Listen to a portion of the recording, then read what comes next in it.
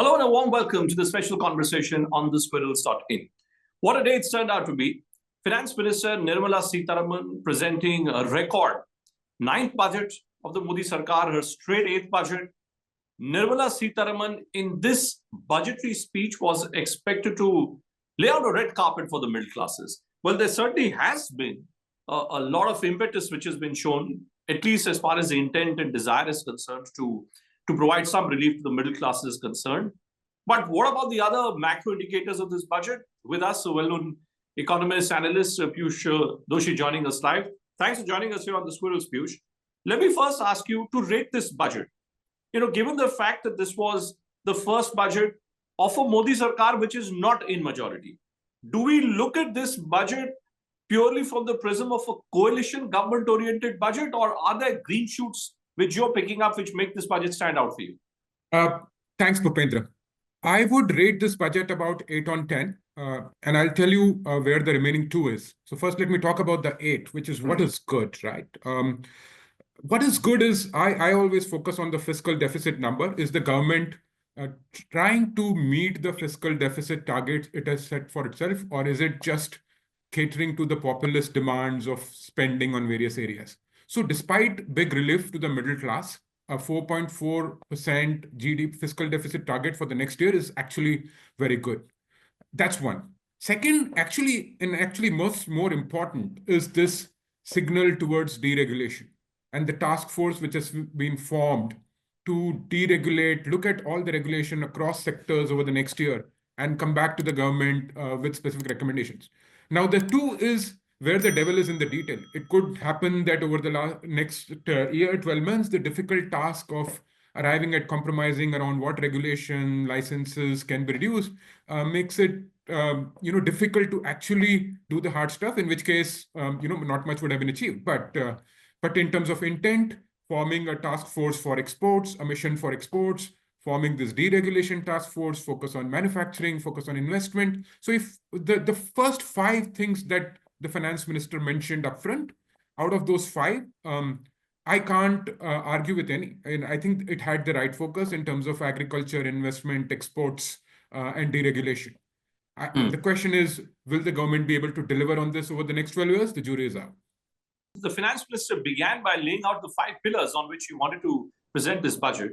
And then when it really came down to the basic brass tacks, it became very, very clear that this was a budget where SOPs had to be offered to a state like Bihar, where Nitish Kumar of the JDU is supporting the Prime Minister at the center. So in that context, do you still look at this as a budget which is still trying to strike out some kind of a middle path, some kind of a balance?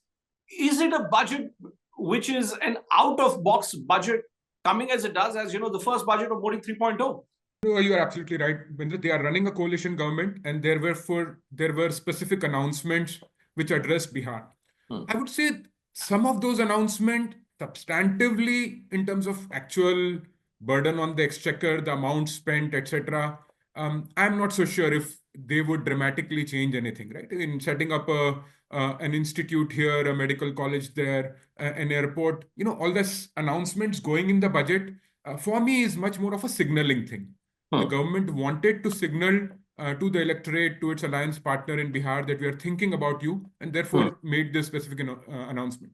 But if you look at the government of India over the next 12 months, right, they will have to build many more airports, many more institutes, and spend a lot more money than what has been called out specifically for one state. So that's why I'm making a distinction between, in terms of signaling, the government was doing what it needs to do to manage its coalition partners and its constituents there.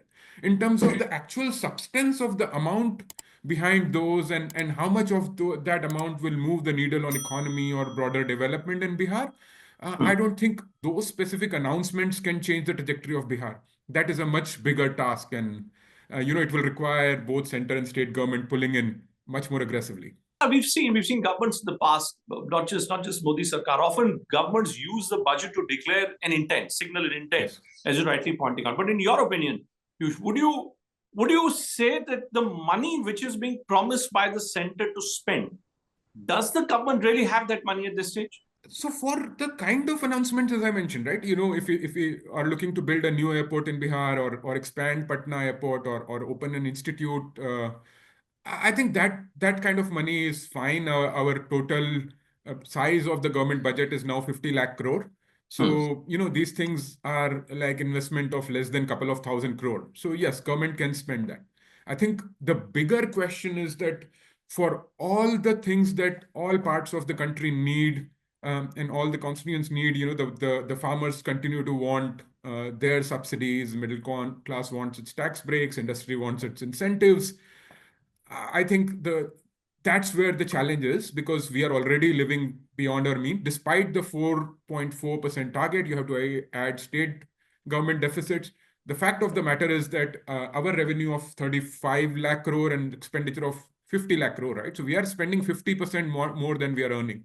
And this ultimately, this is like, we like it in the short term, the spending, but in the end, it comes back to bite us in the form of inflation and higher cost of capital, which affects growth.